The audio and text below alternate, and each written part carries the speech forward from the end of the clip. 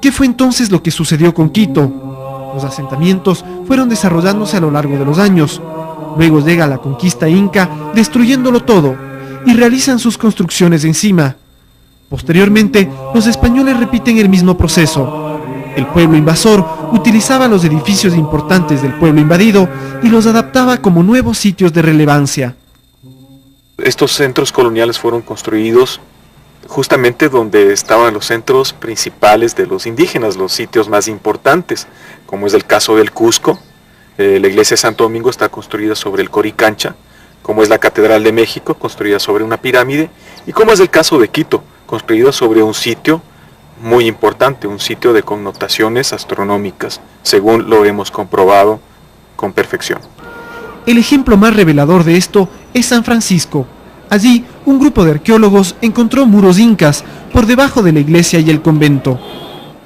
Esos muros tenían la dirección al Palacio de Gobierno, donde estaba el Palacio de Atahualpa. Que conste que donde hoy tienen las Madres de la Providencia, su convento, allí está, o debe estar la piscina, ¿no?, donde él se bañaba.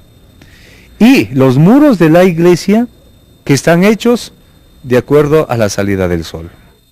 Según el padre Castro, San Francisco era un sitio para los militares, personajes de la nobleza incaica que debían habitar en un lugar privilegiado. Aquí es un cuartel militar, entonces aquí lo que hacen es destruir y con las piedras hacer las nuevas viviendas de Quito. Entonces las viviendas de Quito, las antiguas, están hechas con las piedras de aquí, y las del Palacio de Gobierno también.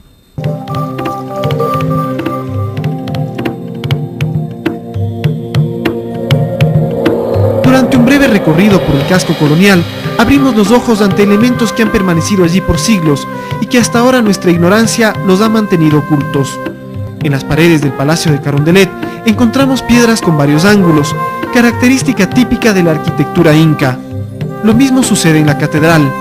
Piedras que deberían lucirse como un referente del pasado están escondidas y desapercibidas.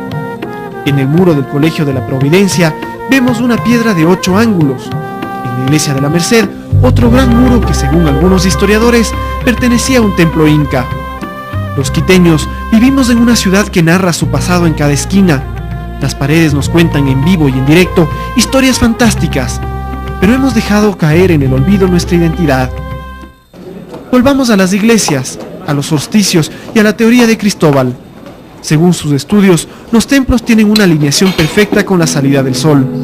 Los colonizadores españoles entendieron lo importante que era el sol para la sociedad conquistada y lo incorporaron a las iglesias de tantas formas como fuera posible. Eso nosotros llamamos inculturación. Ese fue el éxito, aceptar lo de ellos. Por ejemplo, lo que les decía, allá arriba tenemos, en el campanario está el sol. El sol, la luna y las estrellas se encuentran representados de 1000 maneras en los altares, techos y paredes de los conventos, y siempre muy cerca a ellos los símbolos cristianos. El utilizar el sol era para decir, oiga, vea, ustedes no quedan fuera de contexto. Que conste, y esto vale recalcar, la fe en el sol también fue impuesta, a fuerza de garrote. Estas eran las estrategias de la evangelización de la Iglesia Católica en esos tiempos.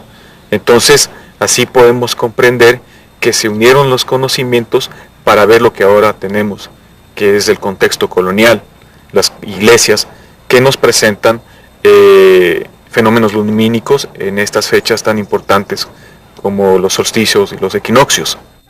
Los efectos a los que se refiere Cristóbal son proyecciones de la luz solar que entra por las claraboyas de las iglesias para iluminar alguna figura o algún cuadro. Las iglesias están construidas sobre la misma planimetría antigua.